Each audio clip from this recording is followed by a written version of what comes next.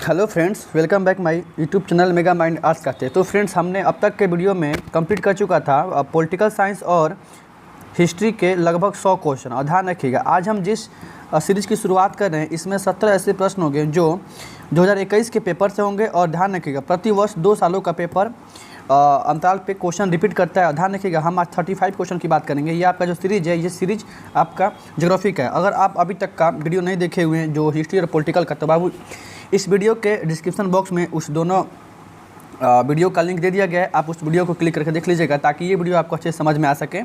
ध्यान दीजिएगा।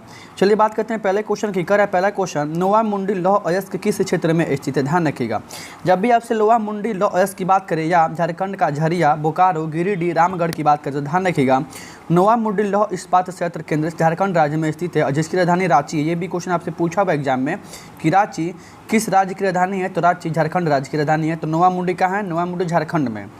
Question number 2 का है, भारत में हरित क्रांति की शुरुआत कब हुई थी? तो ध्यान दीजिएगा, भारत में हरित क्रांति की शुरुआत 1966 से 1967 के बीच हुई थी और शुरू करने वाले का नाम था M.A. स्वामीनाथन। M.S. स्वामीनाथन। ये क्वेश्चन पूछा हुआ है कि हरित क्रांति के जनक किसको मानते हैं? तो M.A. स्वामीनाथन को मानते हैं। 1960 के दशक में इसका आंसर हो जाएगा।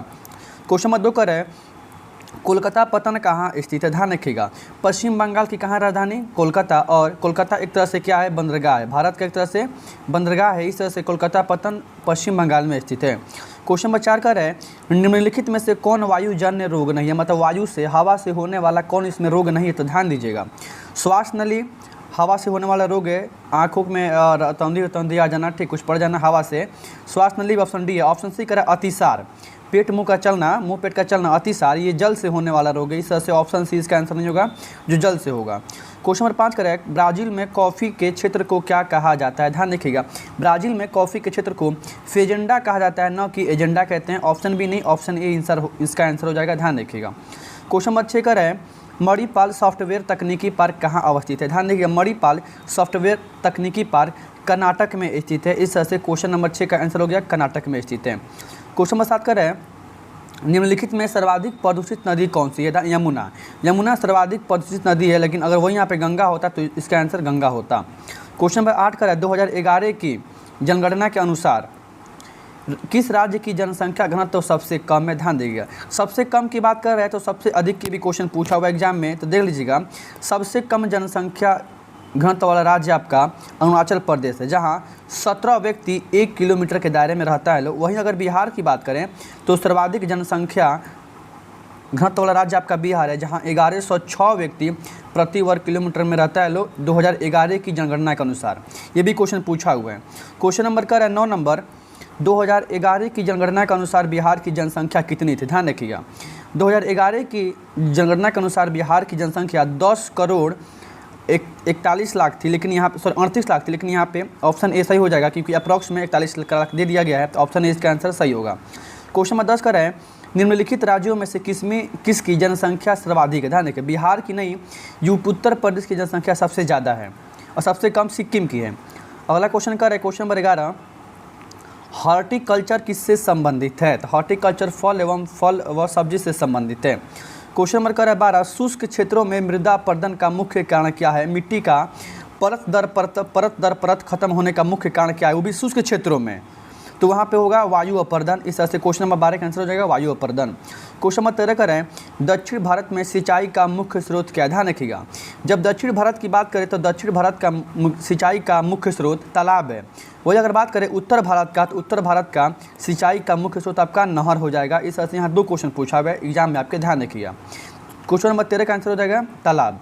क्वेश्चन नंबर 14 का, तारापुर नाभिकीय ऊर्जा केंद्र कहाँ अवस्थित है? तो ध्यान रखिएगा, भारत का प्रथम परमाणु ऊर्जा केंद्र तारापुर है, नाभिकीय ऊर्जा केंद्र तारापुर है, जो महाराष्ट्र में स्थित है। इस तरह से क्वेश्चन नंबर इसका हो जाएगा महाराष्ट्र। क्वेश्चन ये भी पूछा हुआ है, तारापुर कहाँ पे है? तो महाराष्ट्र में। और भारत का प्रथम परमाणु ऊर्जा केंद्र तारापुर है। क्वेश्चन नंबर 15 का है, निम्नलिखित में से कौन दूसरे उद्योगों के लिए कच्चा माल तैयार कर? देखिए, हम आपके पर आश्रित हैं, उसको बोलते हैं आधारभूत उद्योग। और लोहा इस्पात उद्योग एक आधारभूत उद्योग, ये भी क्वेश्चन पूछा हुआ है कि लोहा इस्पात उद्योग कौन सा उद्योग है? तो लोहा इस्पात उद्योग आधारभूत उद्योग, ये भी क्वेश्चन पूछा हुआ है क्योंकि लोहा सभी उद्योगों की जननी मानी जाती है, सभी उद्योगों की जननी, क्योंकि किसी भी उद्योग धंधा में छोटे से छोटे सुई से लेकर बड़े से बड़े तक के मशीनों का निर्माण लोहा से किया जाता है।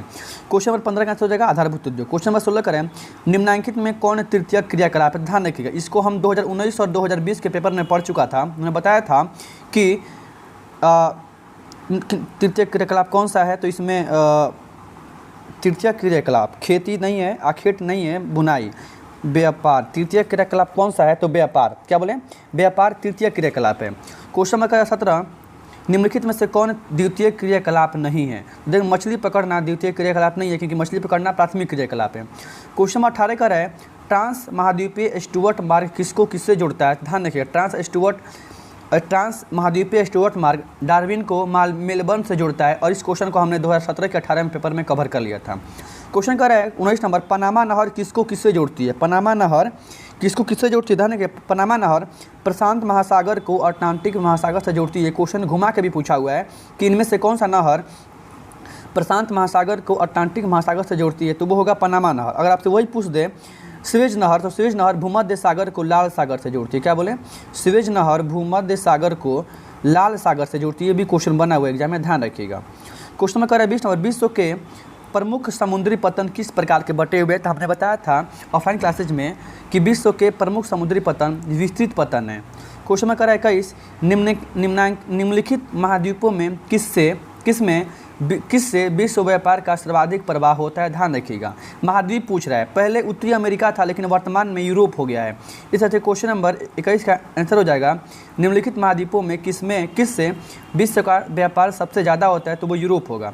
क्वेश्चन नंबर 22 का है, निम्नलिखित में कौन पश्चिमी भारत की नदी बेसिन है, अर्थात नदी द्रोणी बेसिन है, तो माही बेसिन है। क्वेश्चन नंबर 23 का है, सबसे महत्वपूर्ण जूट उत्पादक क्षेत्र कौन है? बताया था पश्चिम बंगाल का गंगा डेल्टाई क्षेत्र, जहां सबसे अधिक जूट का उत्पादन होता है। इस तरह से क्वेश्चन नंबर 23 का आंसर हो जाएगा गंगा डेल्टा क्षेत्र। और जूट उत्पादन के लिए सबसे महत्वपूर्ण डेल्टाई क्षेत्र है गंगा डेल्टा, जो पश्चिम बंगाल और बांग्लादेश के बीचों में पाया जाता है। क्वेश्चन नंबर 24, बाबा बुदन की पहाड़ी किस राज्य में? देख लीजिएगा, बाबा बुदन की पहाड़ी पूछे या कैगा नाभिकीय ऊर्जा संयंत्र पूछे। कैगा पूछे तो क से कर्नाटक। अब बाबा बुदन की पहाड़ी पूछे तो इसका आंसर होगा कर्नाटक। ध्यान रखिएगा, ये दोनों क्वेश्चन एग्जाम में बना हुआ है आपके कि बाबा बुदन की पहाड़ी और कैगा नाभिकीय ऊर्जा संयंत्र किस राज्य में है, तो कर्नाटक में है। और जिसकी राजधानी बाबू कहाँ पे है, तो जिसकी राजधानी आपका बेंगलुरु में है। अब बेंगलुरु को भारत का क्या बोलते हैं, तो बेंगलुरु को भारत का सिलिकन सिटी बोलते हैं। ये भी क्वेश्चन पूछा हुआ है। क्वेश्चन नंबर 25 का है, निम्नलिखित राज्यों में कौन गोंडवाना कोयला के लिए प्रसिद्ध है? ध्यान रखिएगा, गोंडवाना कोयला के लिए भारत का झारखंड राज्य प्रसिद्ध है, जहां का झरिया, ये भी क्वेश्चन पूछा हुआ है, झरिया, बोकारो और गिरिडीह, ये सारे क्वेश्चन पूछे हुए हैं। गिरिडीह प्रमुख है। इस तरह से क्वेश्चन इसका आंसर हो जाएगा झारखंड हो जाएगा इसका आंसर। क्वेश्चन नंबर 26 का है, जनसंख्या वितरण को प्रभावित करने वाला सबसे महत्वपूर्ण कारक कौन है? ध्यान रखिएगा, जनसंख्या वितरण को प्रभावित करने वाला सबसे महत्वपूर्ण कारक जलवायु है। और ध्यान रखिएगा, जनसंख्या का एक स्थान से दूसरे स्थान प्रवास करना सबसे महत्वपूर्ण कारक है काम और रोजगार का अवसर।